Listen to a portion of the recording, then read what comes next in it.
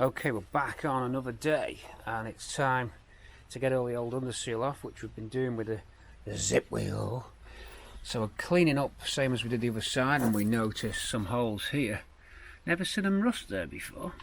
An interesting one, and some damage, look, bashed out here, and this area was bashed too, so I've straightened that up. Some rot was here, so we've gone through with a 20mm hole saw and we cut 20mm discs and weld them back in. It saves trying to get the angle grinder and cut a square, which it would make over slices. Just go in with these discs and infill, because they're only small. They're only small holes. Another one there. Quite a big piece of metal was rotted out here, so I followed exactly the line. Curiously, it seems to cut in at a strange angle, but that's exactly the shape of the metal that came off. But the clamp is on there, ready for some welding to go on. Get a couple of tacks at the top, release the clamp, and just squeeze it level here. We're not far off by hand, to be fair. Probably get that anyway by just bending it and letting it rest at the right level. That's it now, that's ready for welding there. That gets 1, 2, 3 plates in. Bash this down straight. We're going to need a sledgy for that. We're going to have to plate them holes there. I don't know what's happened there, I've never seen that before. It's the first for me. Looks like it's crept in on the inner wing and worked its way down. It could be that the crash has rippled this and created a fracture line there, which has then rotted. That's possible. It's a coincidence that it's on the crash damage. We did know the car had a couple of prangs in its life. Obviously one of them was this side. I did notice evidence on the other side as well.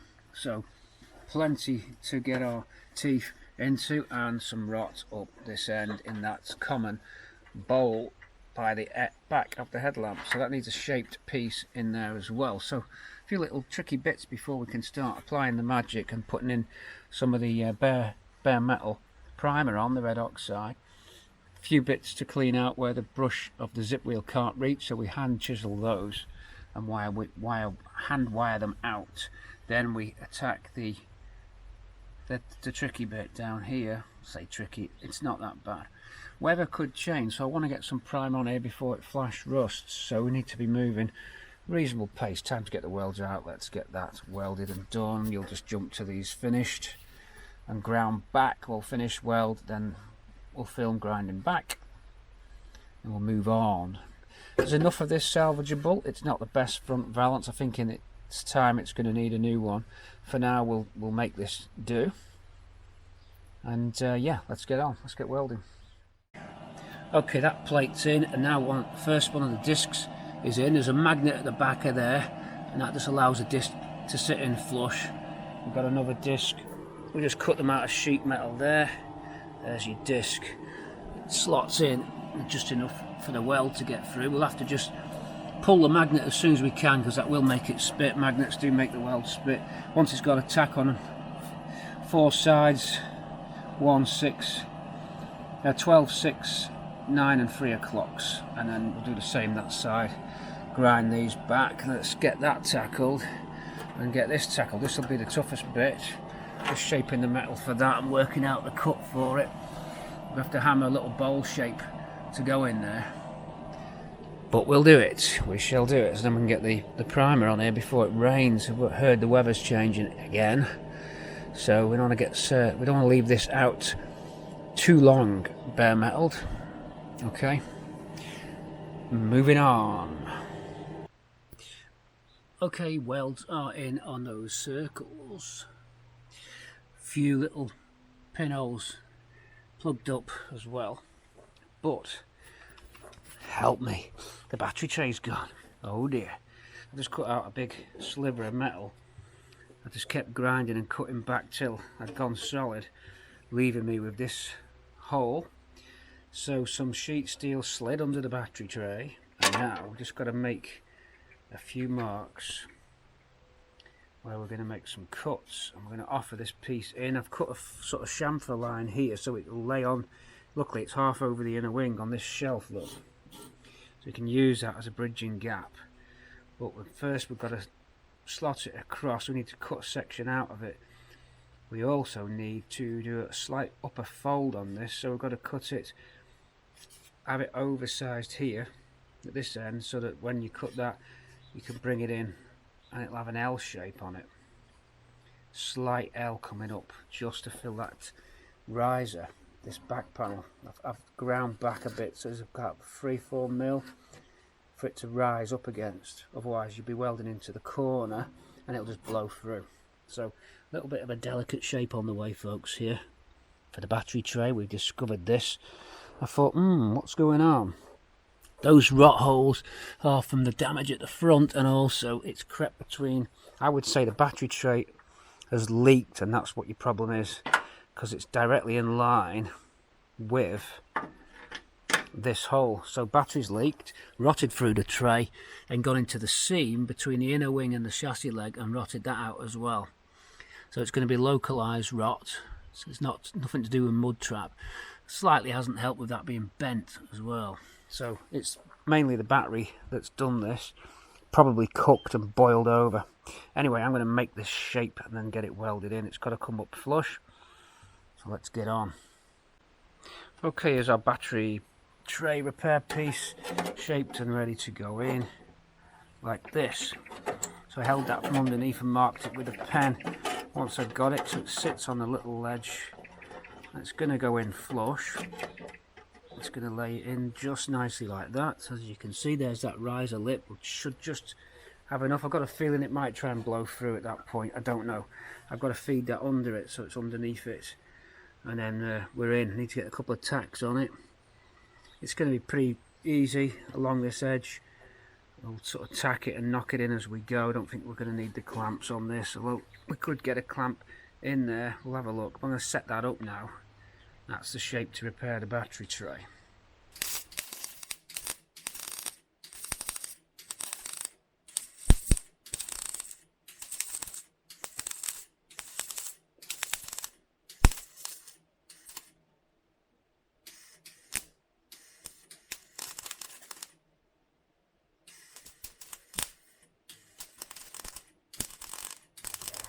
Okay, we have cleaned up the inner wing.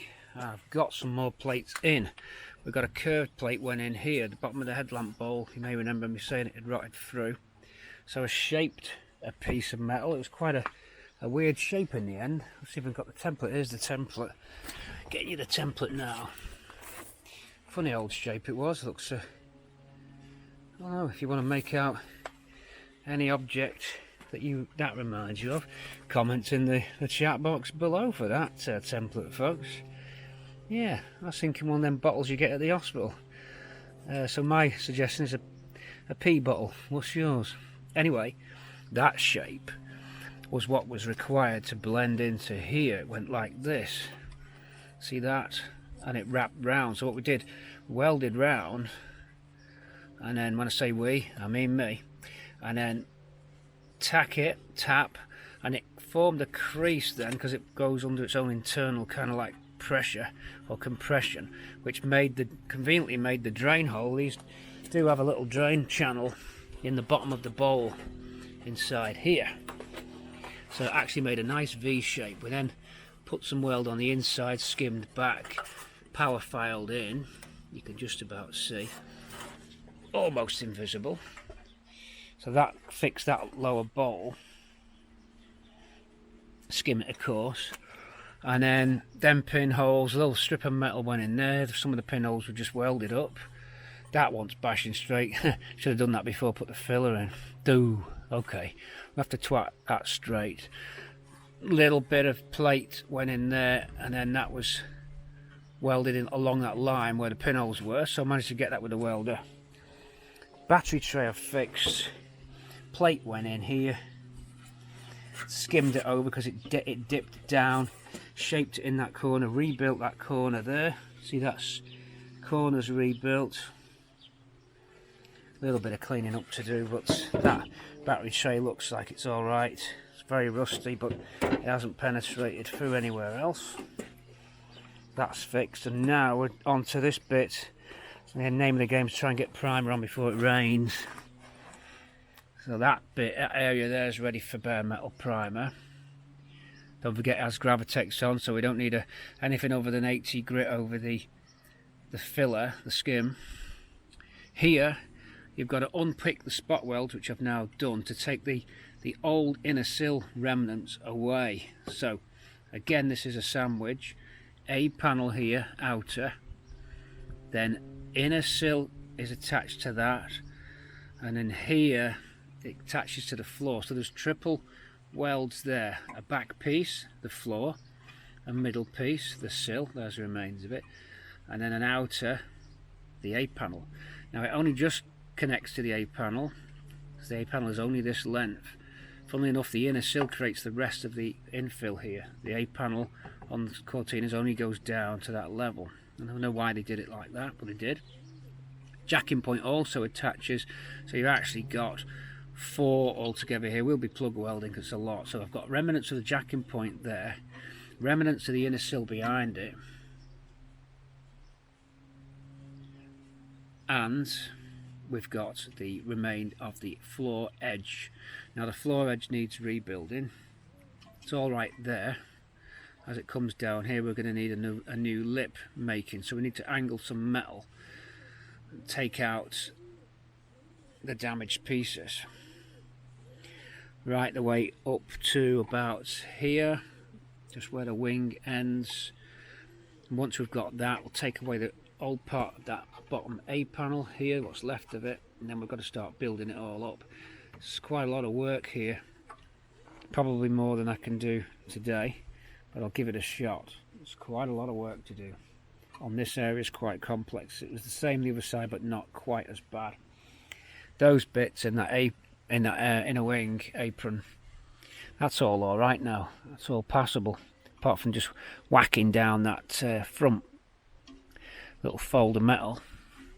I'm gonna have to get this off. So we've got one more spot weld. It's just gonna snap, to be fair, that one. You can see just the edge of the spot weld here. It's gone.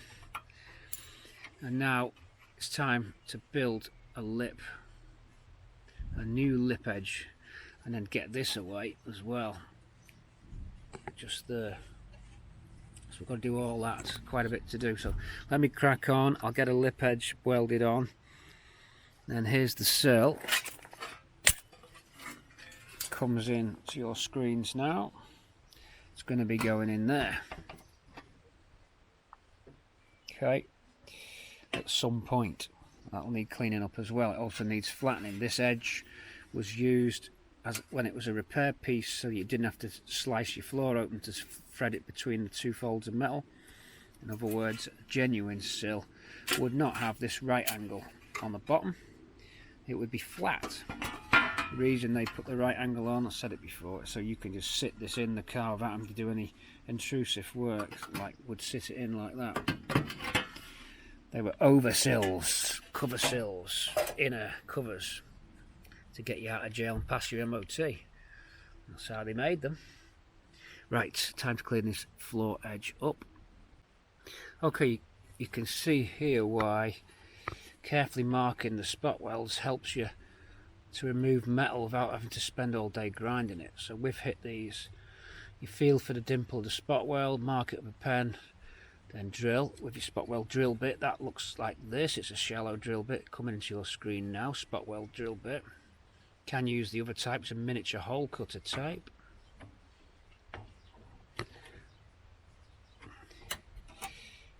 And that's that. It's a flat-headed sort of drill bit. And then there's one that I can't see, so we've started to unfold this here. And there's one spot weld that's hidden, but there's not much metal left behind it, so it's probably not even going to drill, because you're drilling into virtually none of that floor edge. It was okay and solid up to that point, but now we're reaching the point where we're replacing the floor edge anyway, so it doesn't really matter about salvaging this last spot weld because all this is going, so it's pretty irrelevant. So just pull it and you'll see how far it goes. It's coming. Sometimes when you do this, I'll do this as an example, you can start to reveal where they are if you've lost one. Sometimes they're so hidden they get lost. I can now see this one. You get to learn what they look like, and they kind of like make little shadows and stuff. So I'll probably be able to take this one out like so. you'll see it go. You see how that metal moved round then? See that almost pivoting? See that? That's all precision removal. That's how you do half decent jobs. It's gone. Actually that spot weld actually hadn't penetrated very well. If you look, that's only the size of the impacts. That was a Ford fail actually. What happened with that is the drill bits started to put impact on it, and a little bit of rotational force actually twisted the spot weld. They don't often go that way. You can see that that wasn't a very pronounced spot weld there, so Ford didn't always get it right. They've missed with that one, which certainly hadn't attached very well. And now we're left with the remains of the inner sill. It's still worthy of removing because we've plenty of good floor up at this end, so we've now got to do the procedure again. But because the spot welds were all the way through, these markings are where they are, so you just carry on drilling those. Like this one now, we'll take out the last of it. This will start to break down. It's still attached slightly at this end here, but if I go there,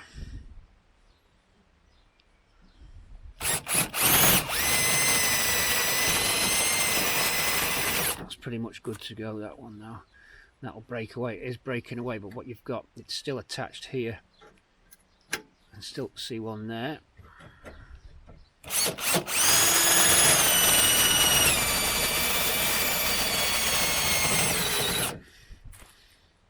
That's got it. If I get these pliers, I'm doing this one-handed. I'm going to tease it out. It will go. There we go, that's snapped. And then that one's going, you can see it breaking away just there. Move our way along. So let's get this piece out, and that's going to start to reveal our lovely floor edge. Here it is, the floor edge there. See? Behind that, that's what we want without damaging it. You can do a Mikey if you want, and you can grab these, and sometimes you can do it like a tin opener, twist it.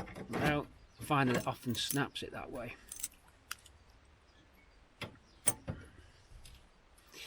It sometimes does work, but we can see one here, there's remnants of one there, so I've got to get this off, and then once that's away we can see how much angled edge we need to create. Let's get on.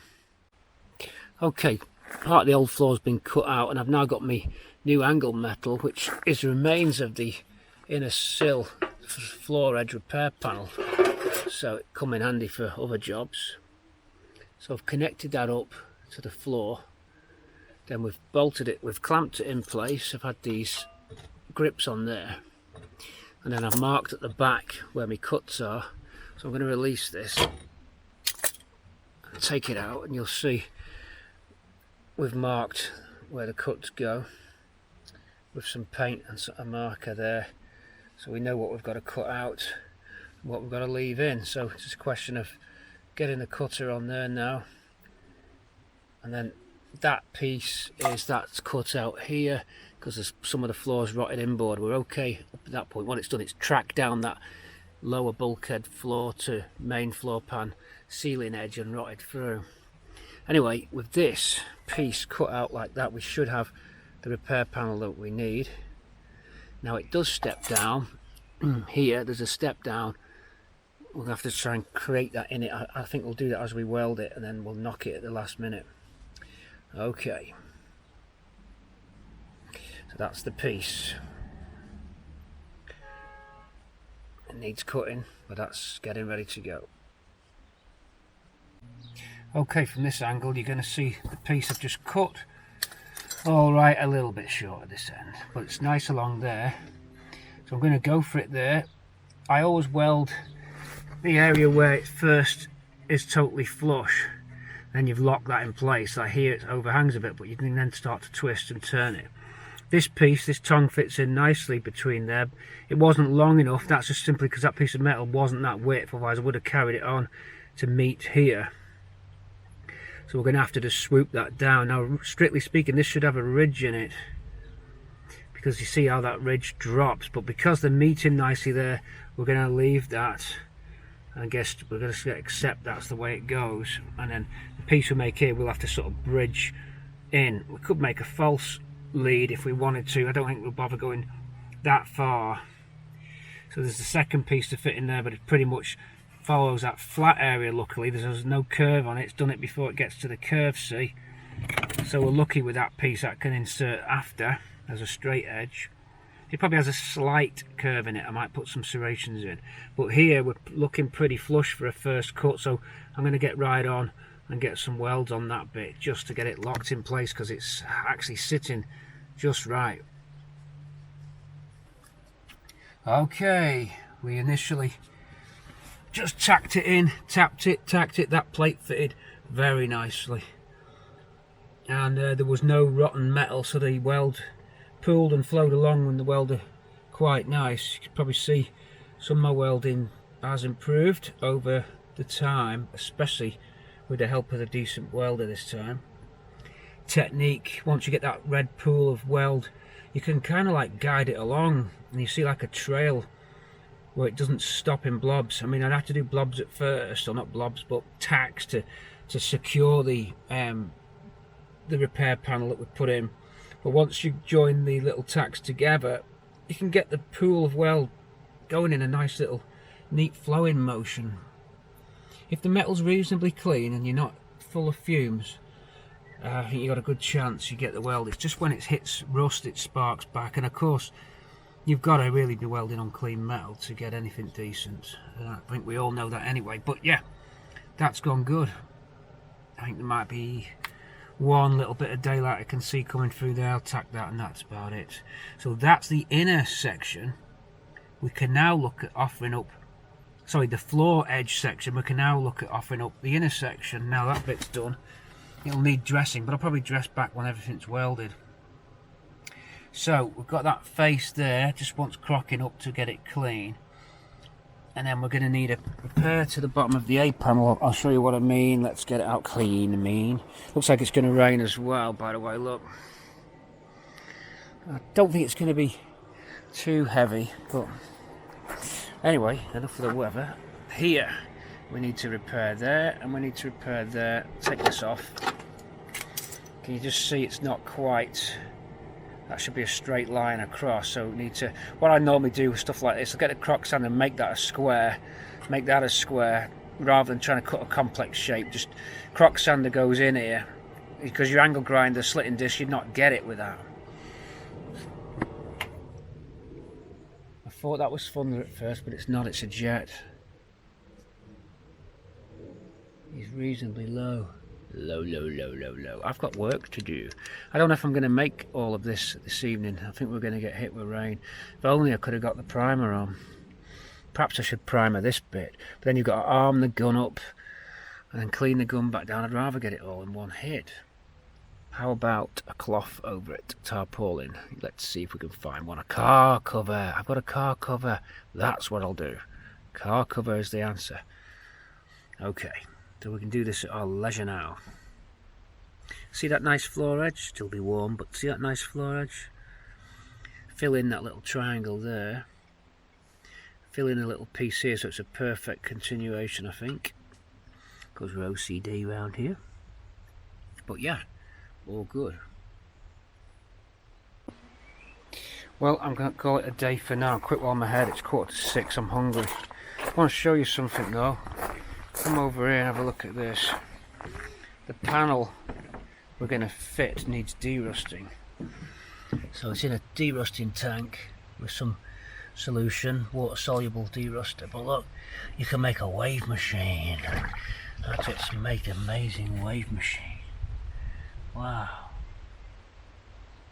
Yeah, like that. I can get it really aerated. It's an aerolator. It's an aerolator, Alan. An aerolator, Alan. There you go.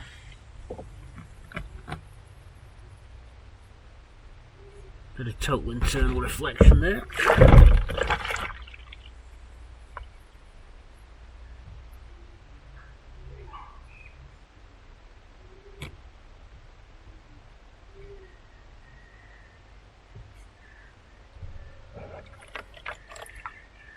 already beginning to do the business and get the rust off this £5 inner sill repair piece from Tatton Park Bargain.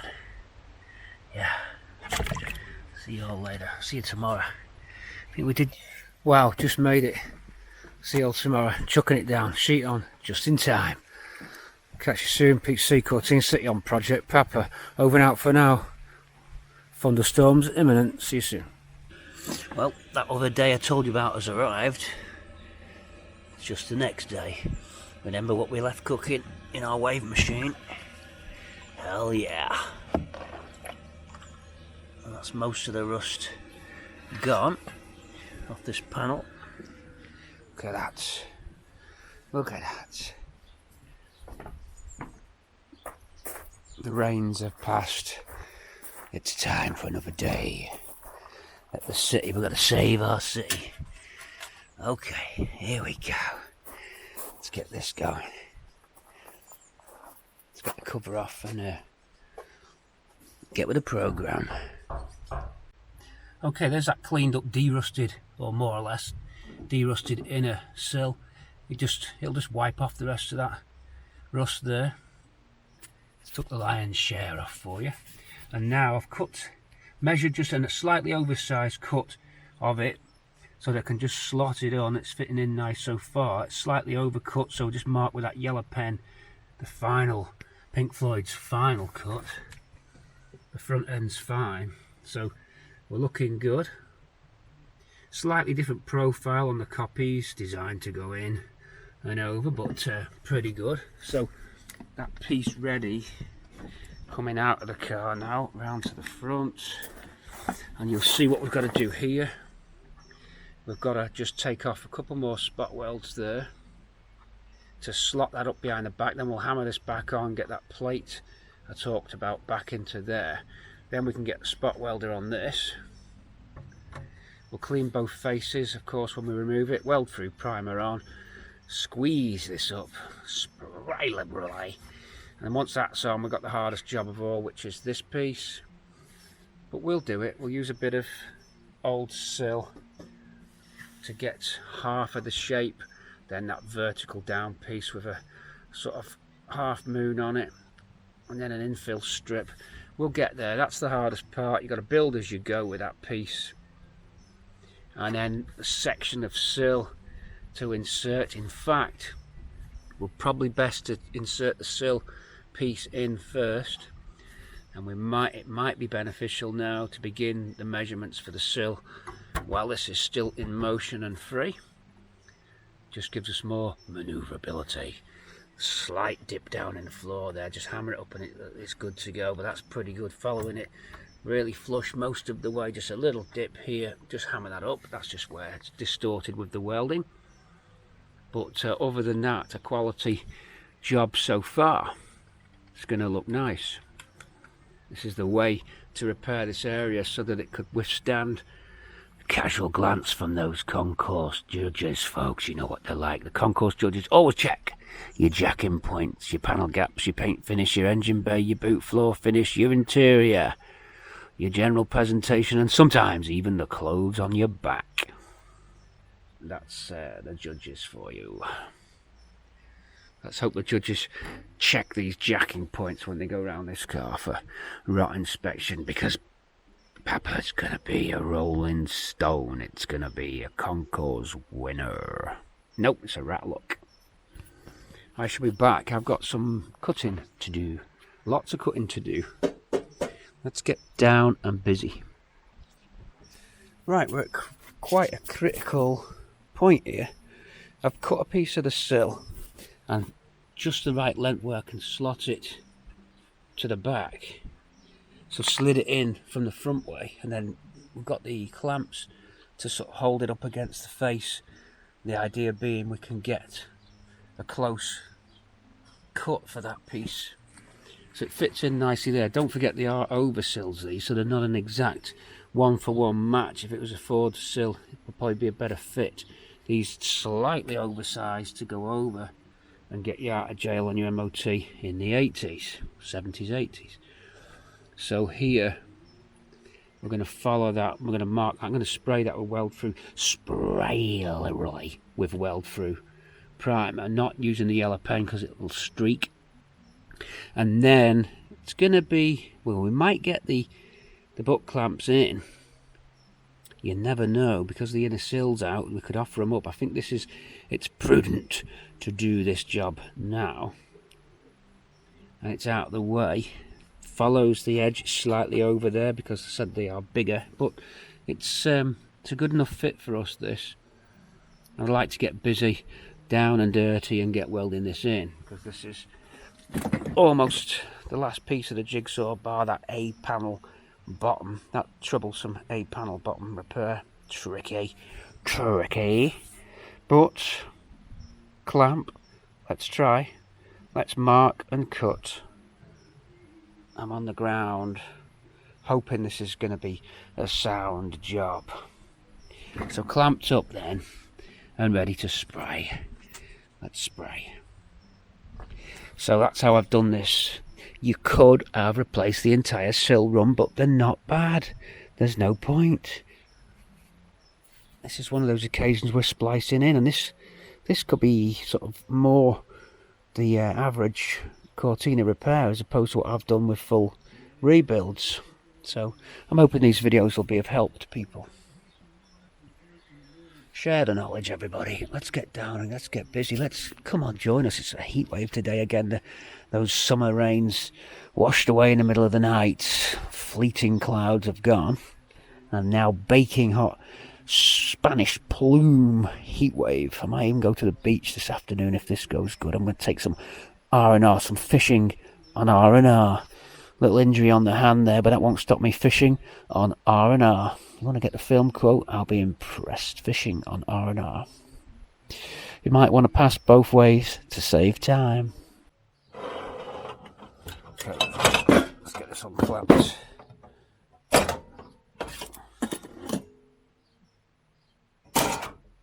Boom.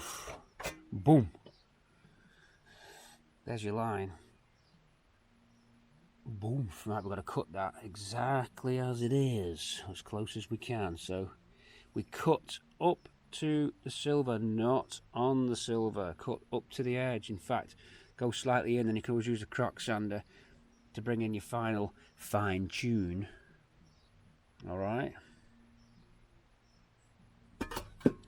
Right, tricky bit. Can't use the tin sticks because it'll distort the panel. Jigsaw's a no-go. It's slitting disc. And again, we always say this on Cortina City. This is a slitting disc. It's a couple of mil slitting disc. And this is very dangerous. So, you always hold the angle grinder with two hands when you're using a slitting disc. Don't be tempted to go freehand like this. If this disc kicks out and hits your wrist, it'll cut through your main arteries in your wrist. You better get down to A&E pretty fast if that happens. And I've even heard, and here's the worst one, and pay attention now if you've just got this on in the background, listen up.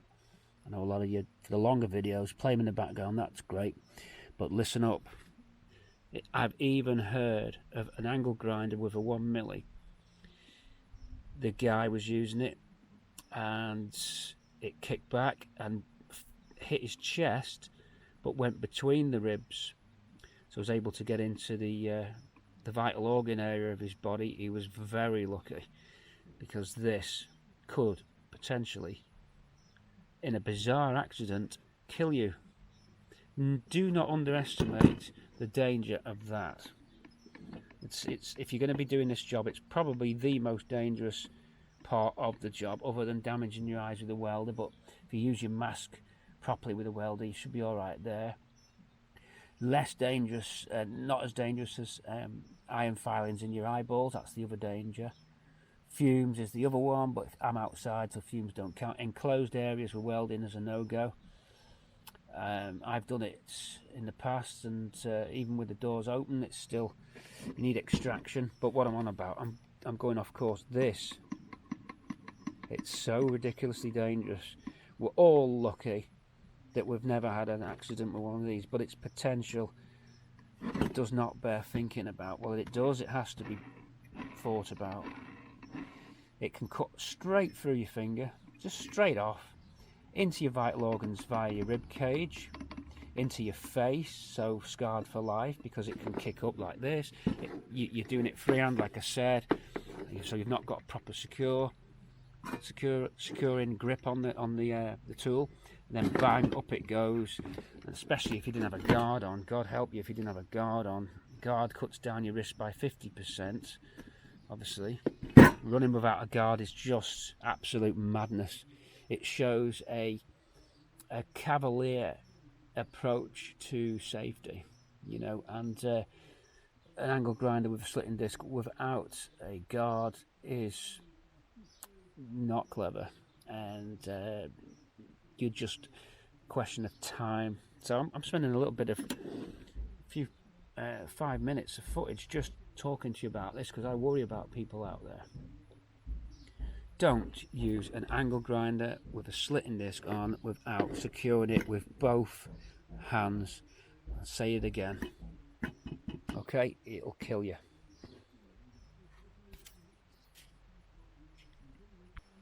Okay, the repair patch is cut and prepped and fitting nice. Don't forget you've got to prep the areas where the spot weld is going to be, inside and out, then put the weld through primer on. Just to help us at this end, because we can't get the butt clamps in, because the inner sill's in the way. I forgot about that, so I put a little sort of step plate on it. Richard reminded me of that idea, and you can slot that in and it'll help step it out. Also, there was a little bit of thin metal there, so it's going to help with that. So I've put an over tab on it just to cover. There was a pinhole. It's not rotted anywhere else. There's a pinhole, so that'll help with that. So that's a little slot at the end of the sill, just there, so we can slot in like this.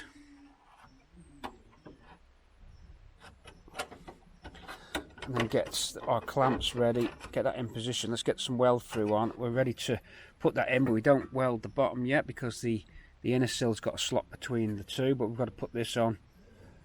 I don't know if we need to put this on now or not. Oh, we do because of the clamps. Yes, the clamps, that's why. Okay, let's get fitting.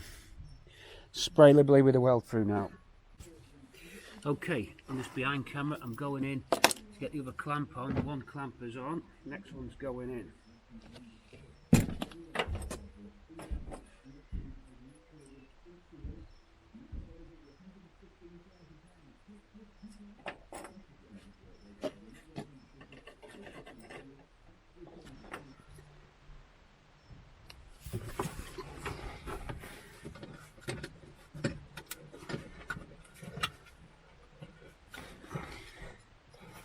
You can see how these secure.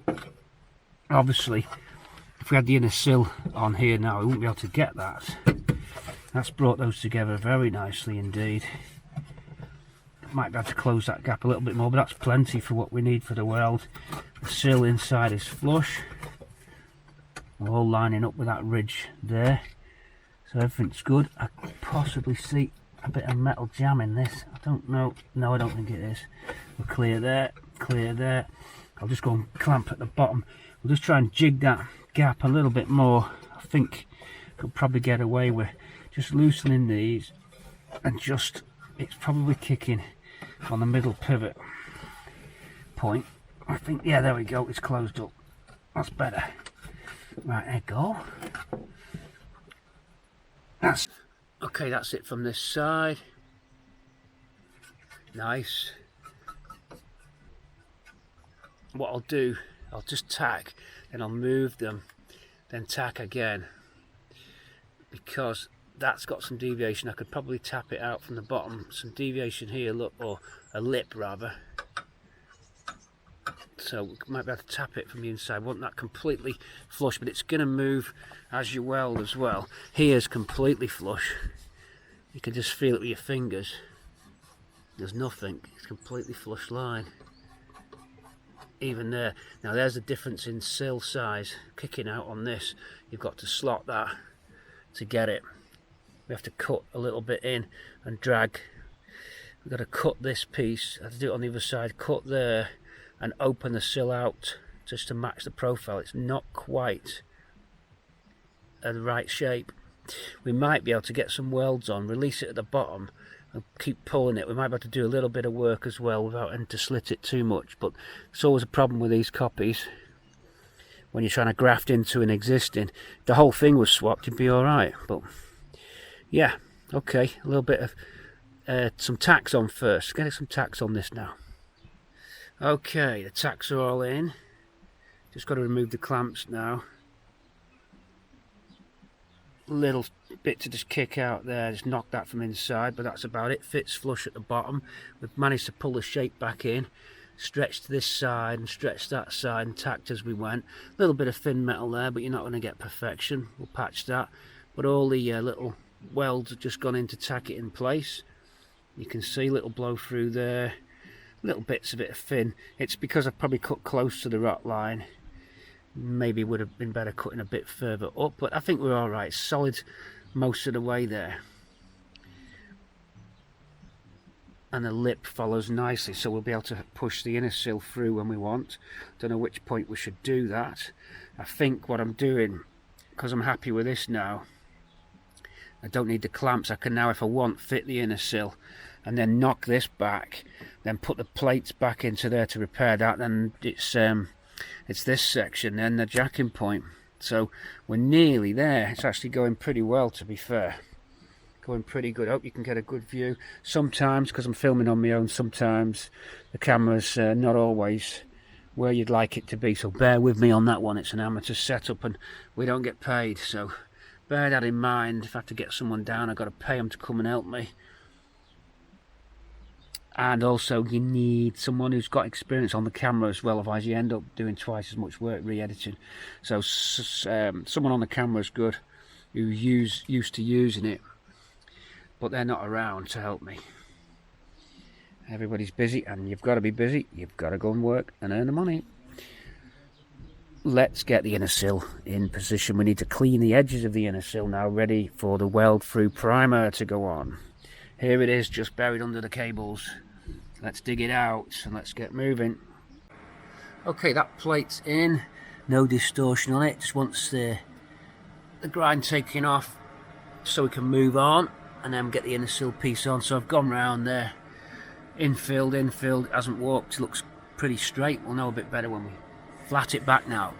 I'm going to take the head off that. Okay, that's that ground back. It'll need a skim, as they always do. There's no way. I don't think I could have got that flush without filler. Some bits are better than others. It's better there. Loses it a bit here. It dips in a little bit. But that's trying to match the profile in with this front. These are oversized, and so you have to like push it a bit so you get this little bit of a scallop. So that if you draw the skim along, it'll lose that. But it's nice and solid though. That's good. It's about the best I can do. It'll certainly be pretty seamless and invisible when we're done. Right, now for the hard part, head up towards the front, get the inner sill slotted between the two, get some repair metal on there, and then get that horrible job done. That's the bottom of the A panel. I've got to shape that. Some trickery needed there, but I think I'm ready to put the inner sill on. I'll just dress up the faces of this and I'll get that in.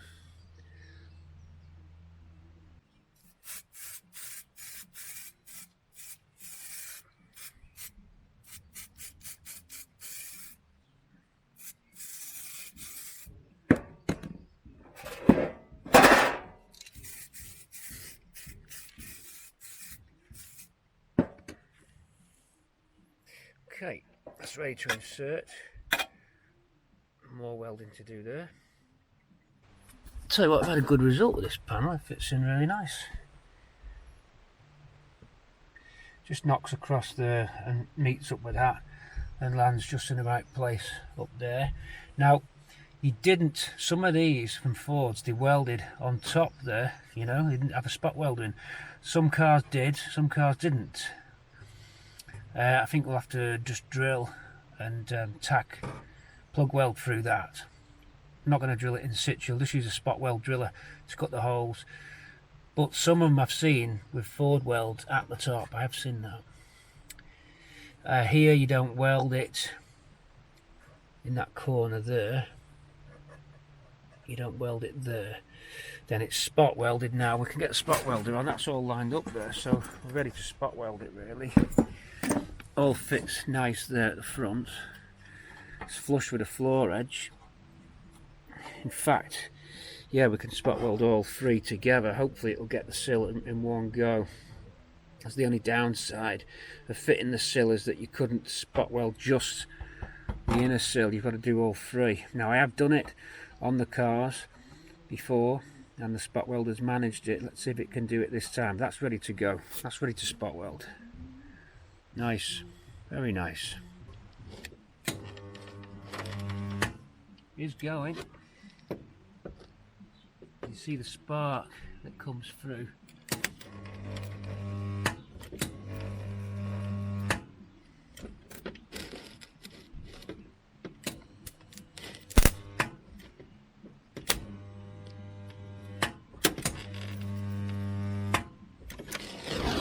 You know when it makes that deep sort of humming sound that it's the current's made it.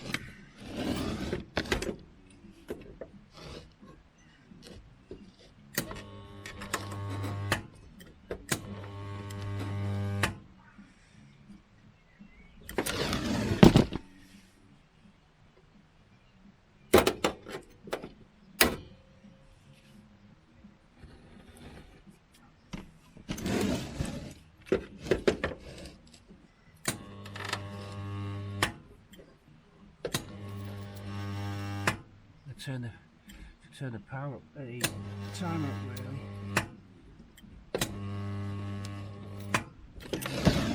Turn the timer up, reaching across to you for the timer.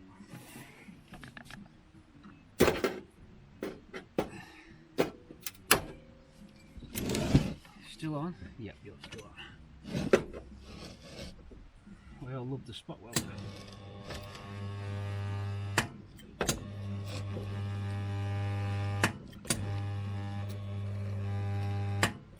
Definitely good. That one has as well.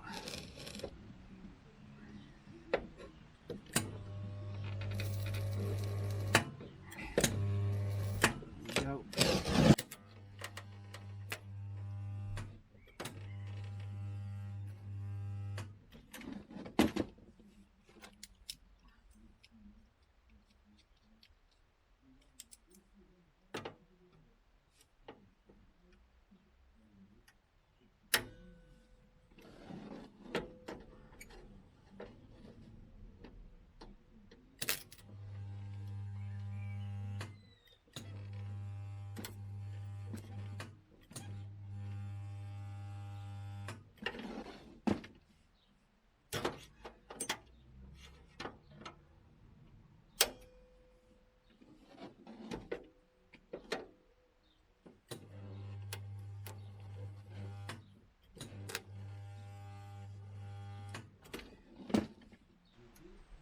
Don't ask me how I've done this, because I don't really know.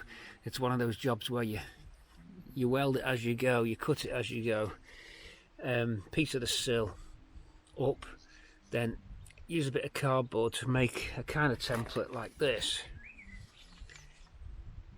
and crushed it with my hands, made that lip so that lip went on the bottom there.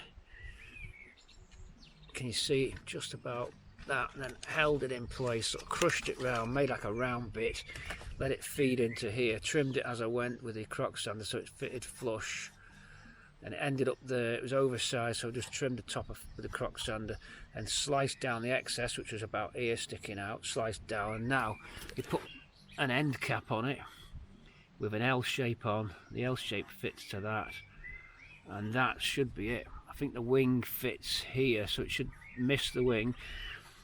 Inside there's a wing fixing point, and I bet you I forget to put that in. No, actually all I need to do is just double skin it. I can drill it, so I put a sliver of metal in there for the wing. I did it on the other side, and then when you screw the bottom of the wing on here, it's got double thick metal to screw to. So that's looking good. Scallops in nice. I'll just fill it a bit.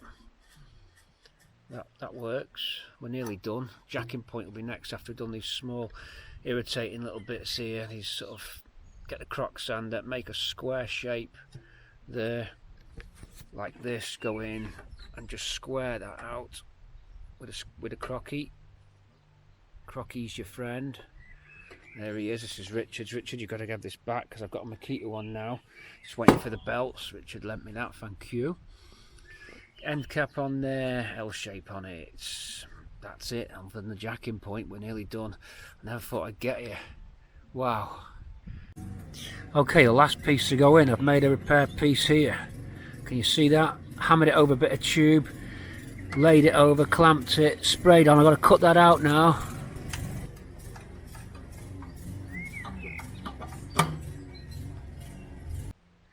Okay, that metal is in. I've done that repair slice in there. That, as I said, was on a piece of bar in the vise. Whack it in the vise, open the jaws of the vise long ways, lay the metal over and smack the bar into it and it'll curl it round for you. That gives us that. This skull gets a seam seal. We're done now and ready to put the jacking point on. There it is, looking nice. So we get the jack. In my right hand, coming into your screen now, is the jack. In it goes, and we just check that that fits nicely, and it should just catch the jacking point first before it finally kicks back into that slot there. That's it. So you sort of get almost a parallel. Just moved it a couple of mil now. There we go, we're in. So I get some plug welds in here now, and that is it. We're then ready for some paint. Just the bare metal primer first. We're all done here. Then the seam sealer goes on. Just got to whack that corner, blow down some of that tetty dust, and that's it. What a mission. But there you go, all done. All done in a day. And back to reasonable factory condition. Okay, I'm going to get some plug welds in here now. Then you'll see me with the bare metal primer, the red oxide.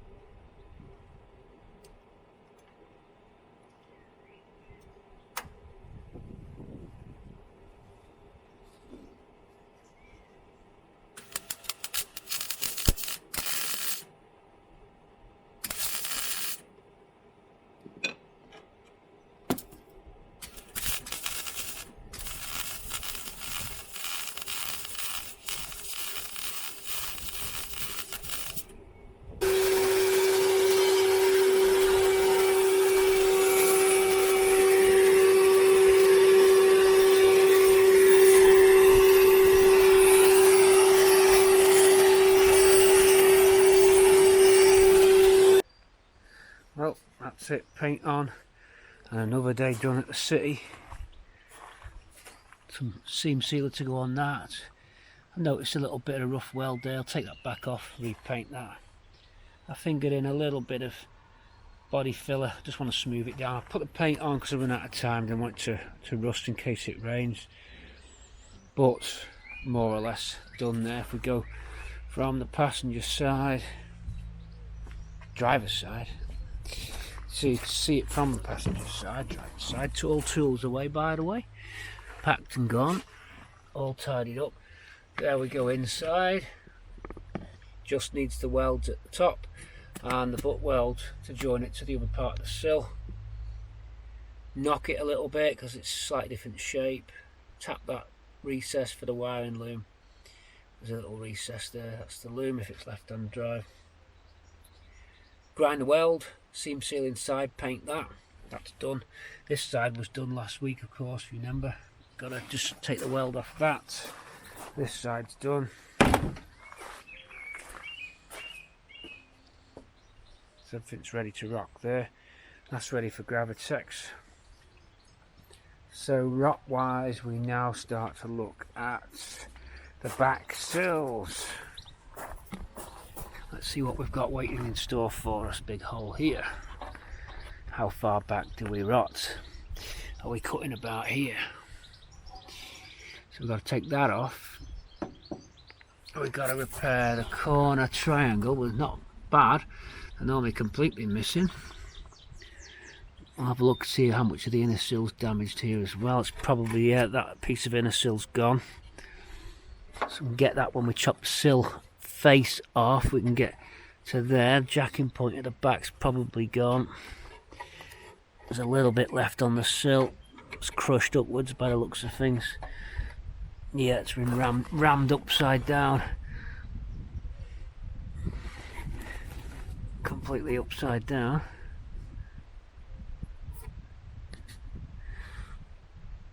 It's evident though, we could probably bend that straight.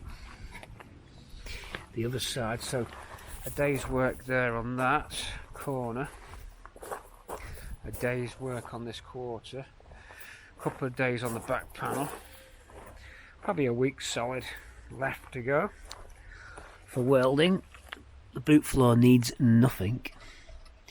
This is much less rotted, although it's probably crumbling. Yeah, it's going. That'll be about the same damage on this side. Tubs are good. Tabs, all good.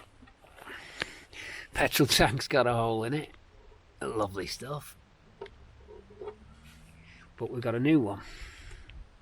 Quarter this side. So the plan was to have it mobile so that I could reverse it into the garage if weather was bad. And also next door's nearly finished making all the noise, so we need to slip back under the radar. We don't want to be grinding outside when no one else is making any noise, so we're running out of options. We've got to get back under cover into the garage. I think most of the welding was the fiddly stuff has been done. I think this is a lot easier. There's not as much intersection panels here, so I think we'll do good. Of course, we cleaned down the suspension arms. You can see them clean. Basically they got very high pressure jet washed, and then they got rust killer, then they got jet washed again, then rust killered again, and eventually they went smooth for not a lot of cash. Brake caliper back on there, but that's about it. I'm going to call this the end for this video. Another hour and a half worth of fun, probably, maybe more. Pappa slowly starts to win the battle against the rust at Cortina City. We'll catch you on the next episode, PC. Hope you've enjoyed the welding on this particular film. Over and out from me. I'll catch you soon. Thanks for the super chatters, PayPalers, and the Patreons, of course. The Patreons propping up the show. Over and out.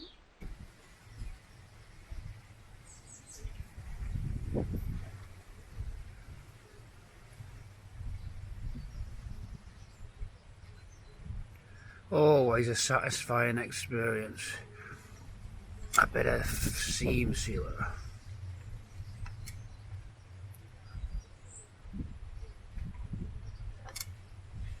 So we seam seal up.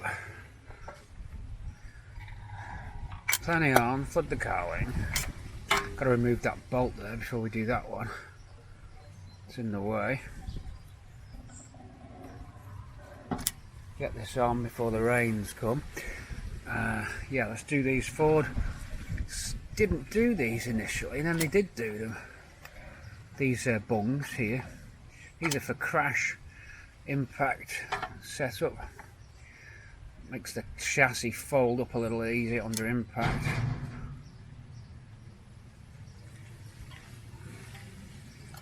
So we'll just get our brush on that now. Remove that bolt there and we're good to go. So seam sealing before we do the Gravitex. Say Gravitex, it's Raptor we're putting on. Okay, we'll be right back.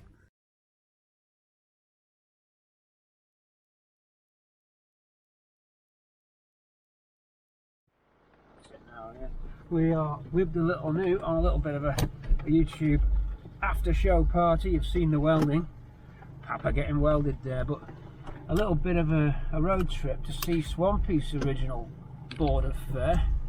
I think, Jim, if you if you want to say hello, you've got to lean into my right, because I think the wide angle won't quite get us. Yep, I'm here. He's here at the Little Newt's headquarters. Yeah. And finally, after all these years. He's just donated a steering rack. A steering rack. Thanking you. Hey, that's no problem. And first time driving in Bramble. It is the first time in this one, yeah. It's just, hope she doesn't disappoint. No. So we're going to see Swampy's old resting place, just for a bit of fun, because I happen to be down here on family business. So my family was originally from this area. We are in Essex. So I'm meeting my family tomorrow. I thought I'd seen Little Newt, Jim, on the way. Right, which way? Right down here. Nice part of the world. So you could have been an Essex boy.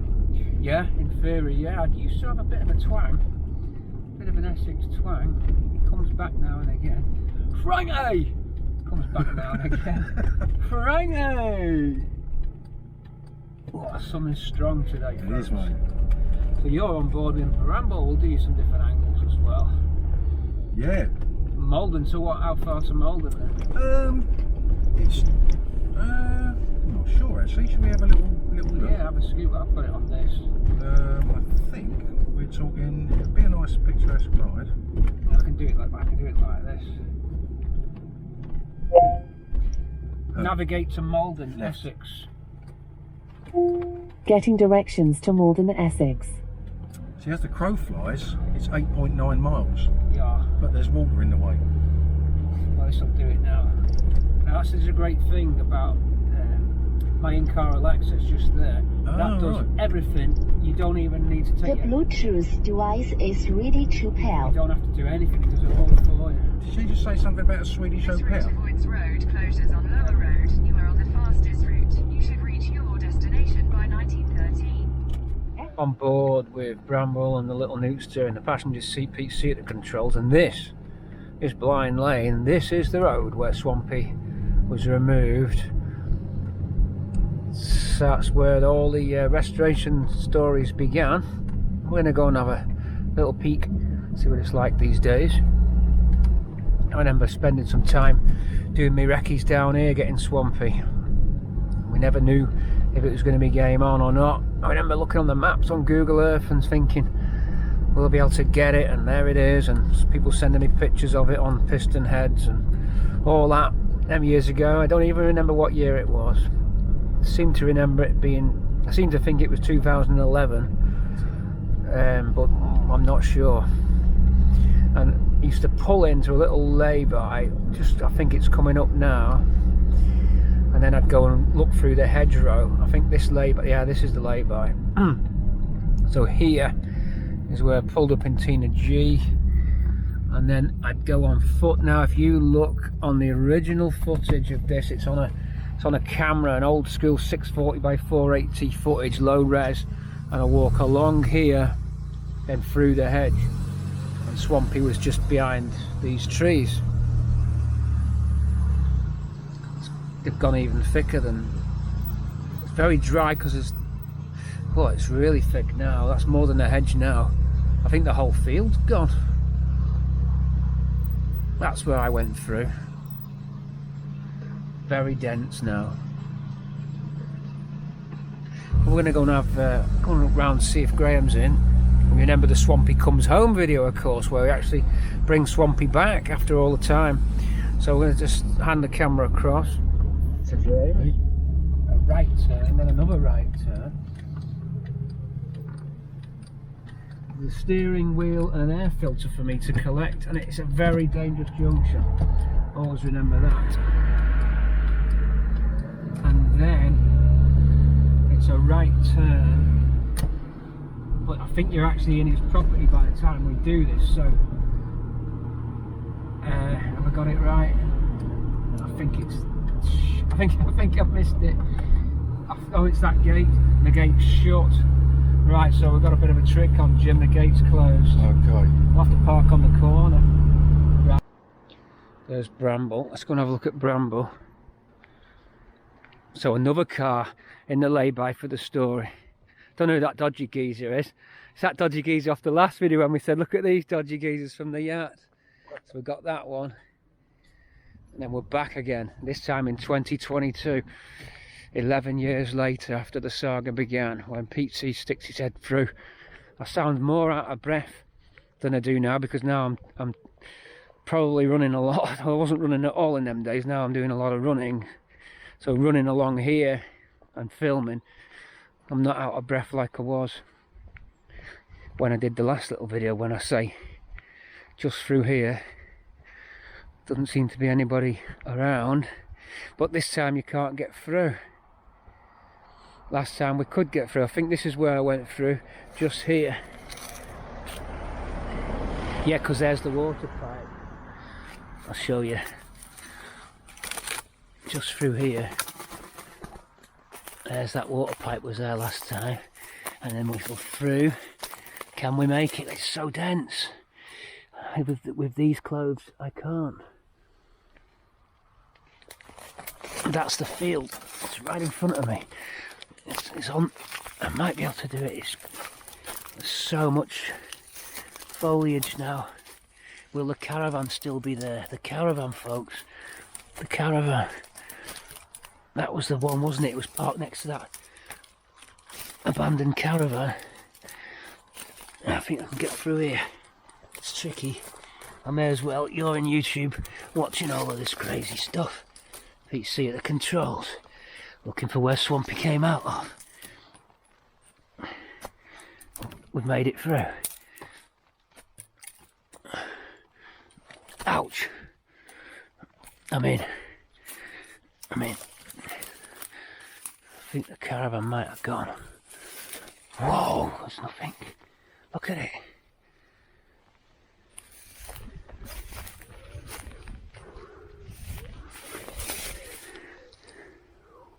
No, caravan's still here.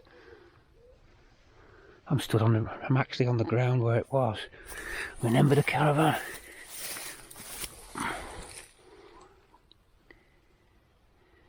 There it is.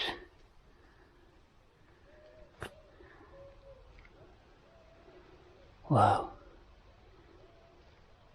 Nothing's changed. But look at the field. We towed it out here, I'm sure it was November 2011. Here, we were jacking it up with the axle puller. Right where I am now.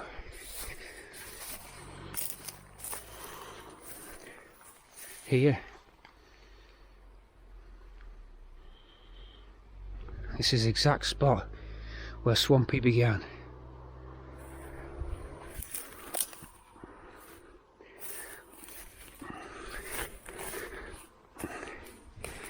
Can't really get you anymore, it's that overgrown.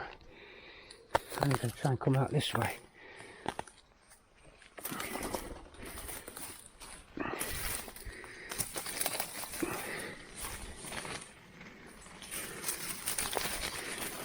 Ouch.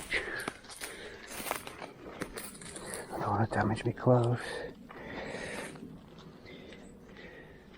We're okay, but I've got to be careful.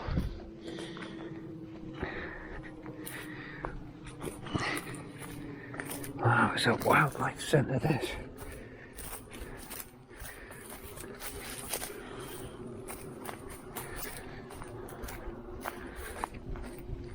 This is where we exited up to the road. And Paul puts on the flashing lights. Yep, this was the way out. Onto the road. That was it. We'll see if anyone's home.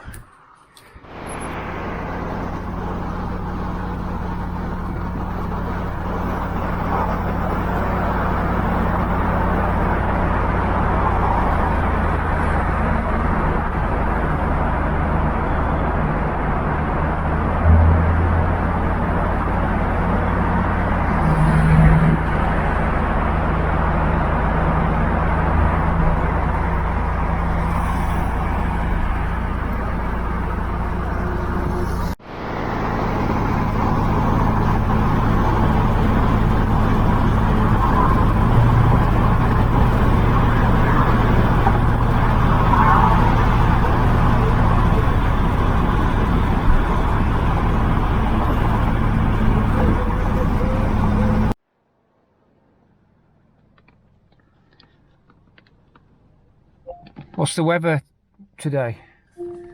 Right now in Newport Pagnell, it's 28 degrees Celsius with partly sunny skies. Tonight's forecast is clear skies, with a low of 14 degrees. What's the weather tomorrow? Hey! What's the weather tomorrow? Tomorrow in Newport Pagnell, you can expect lots of sun, with a high of 29 degrees Celsius and a low of 14 degrees. It's rocking up, folks. So is everything else. The fridges are struggling to keep up. I'm at Newport Pagnell services. Haven't lost my bag, but W8 Smith chillers are down. Waitrose chillers completely down. Either iced up or just the compressors have gone. Probably poor maintenance, I reckon. They've not had the grills cleaned out. But the coldest thing I could find is this can of Vimto. Inside the cabin, it's got to be over 35 in this cabin. And I'm on my way back. And then I get something to eat in a few hours' time. Just stopping now for... it's the first. What can you do in this heat? It's the first time I've been thirsty. But the car's running good. I'll be back on the road shortly. Nice. There's some idiot drivers about though. Oh wow. Unbelievable, you could catalogue. You know, a lovely sales brochure of all the idiot drivers.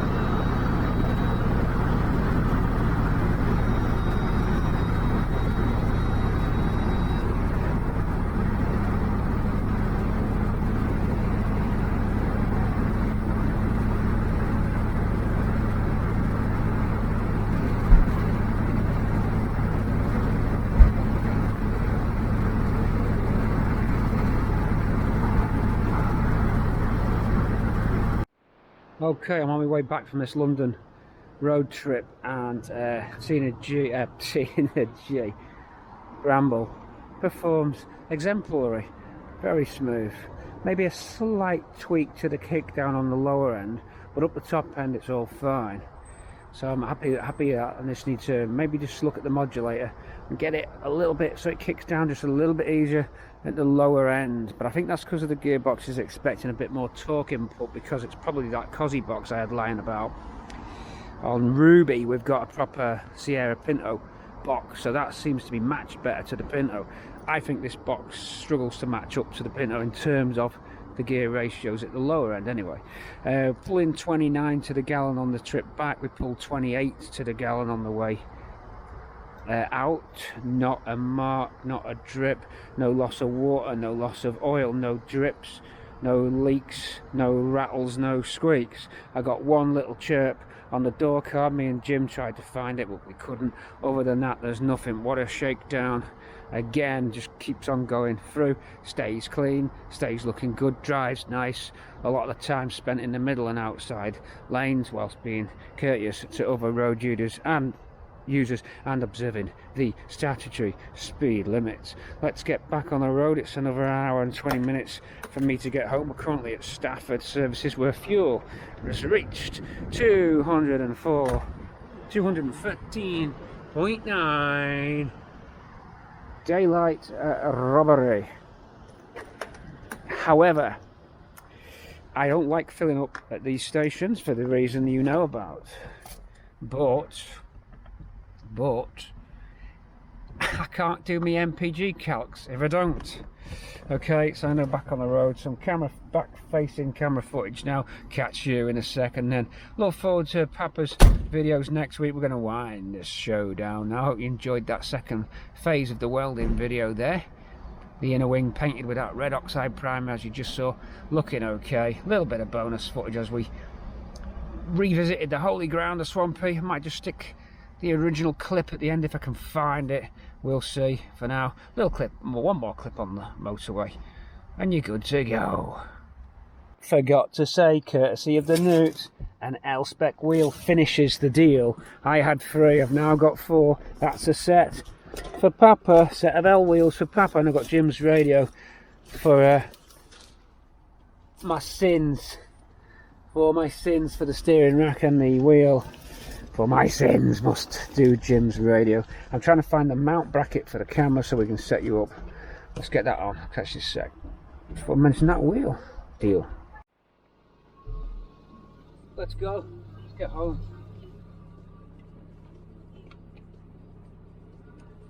After that daylight robbery. Always looking back at the camera, not looking where you're going. Yeah, get it in. Onto the M6. Play songs by. Quarter of a mile, merge onto M6. Play songs by Kings of Leon.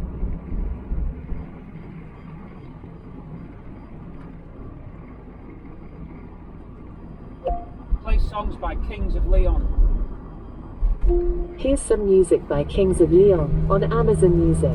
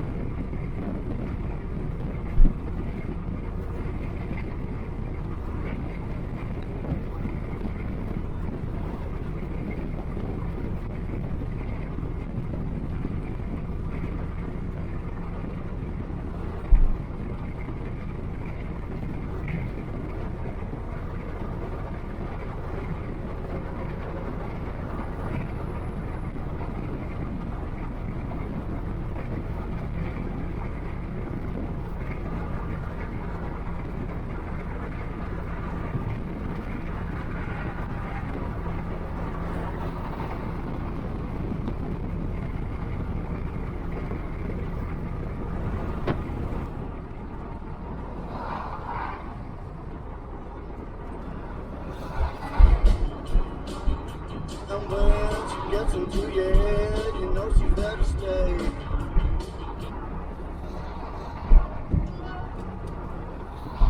He's Dr. Madam Rutherford. She's Dr. Hannah Fry. And together, we're investigating listener-led mysteries. Drivers who talk on their hands-free mobile phones can look directly at hazards, yet not see them. What does that have to do with invisible gorillas? And what is that terrible smell? Do you think it's medicinal? I think it's quite sweet. I think it's a bit sweaty. Maybe it's our pie special. Not that sort of pie. I reckon if you were to another planet and you found the aliens, they would be measuring using pi. Is that pie in the sky thinking? No. The new series of The Curious Cases of Rutherford and Fry, ready for BBC Sound. Starts next Tuesday morning at 11.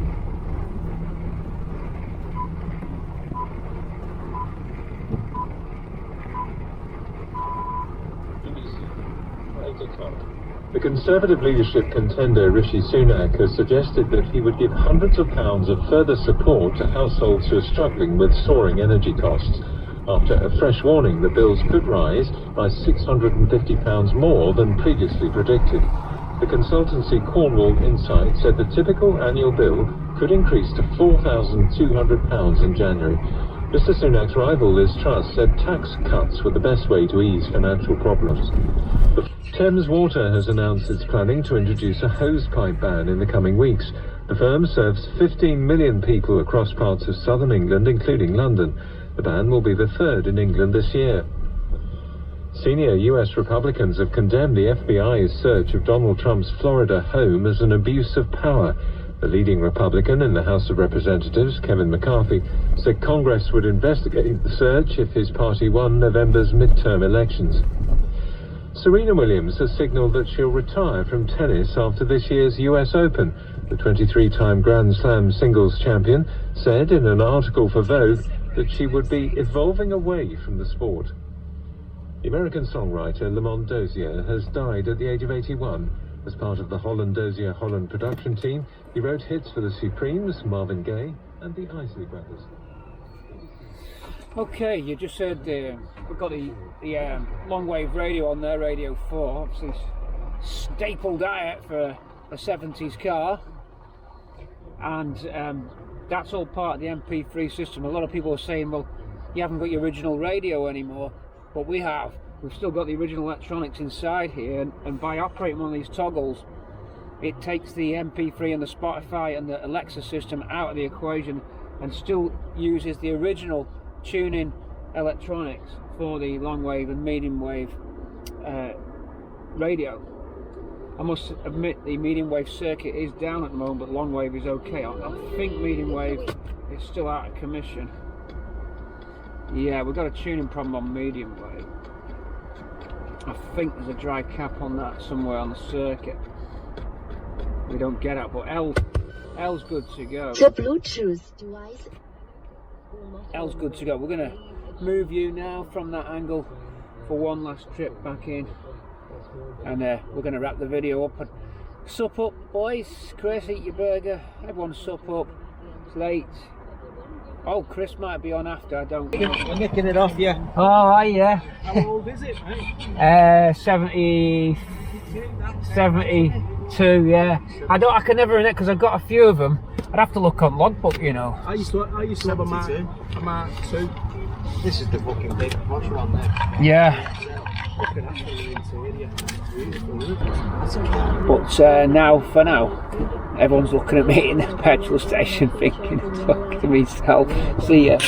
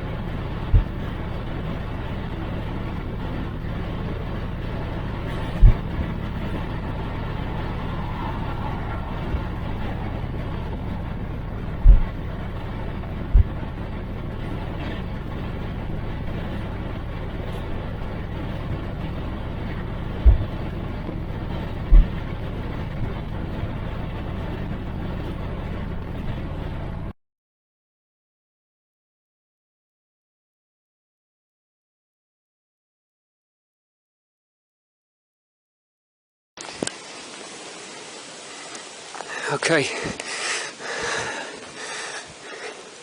I've found the car. I'm going to go and have a closer look. You'd only just see it if you were looking. Just through here. We can get through here. Pretty sure no one's around. Doesn't seem to be any signs of life. It's just abandoned.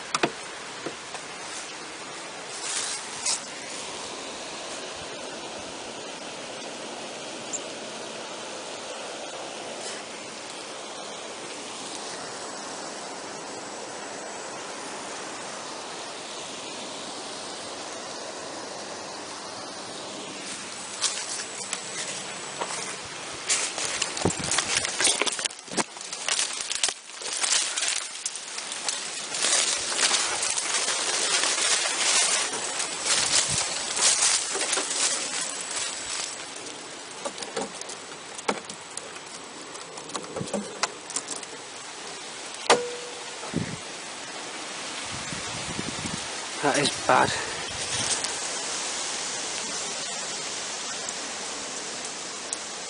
It's really bad.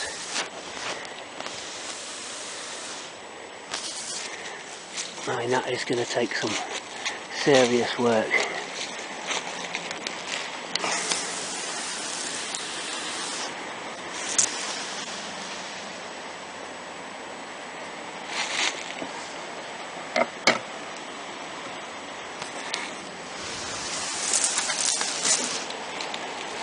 Really serious work.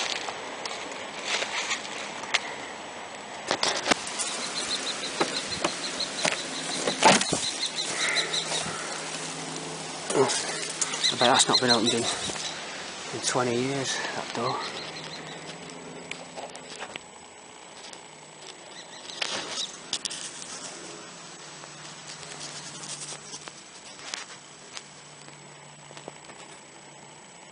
Smells musty as you'd expect.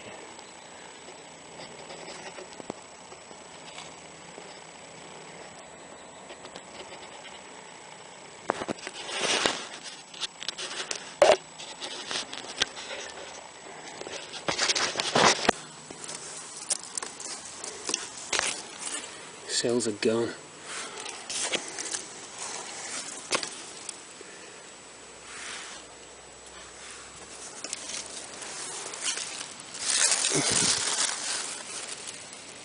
Wow, you just see through the sills.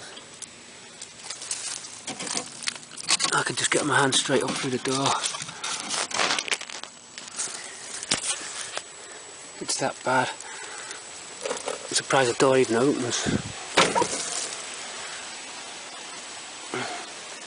That is bad.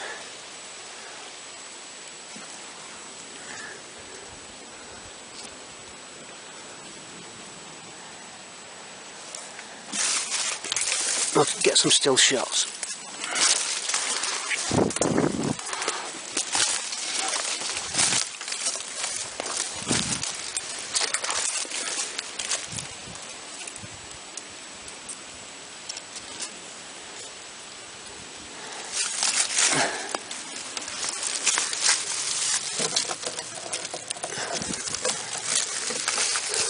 All the usual holes everywhere in all the usual places, full of fill in the front.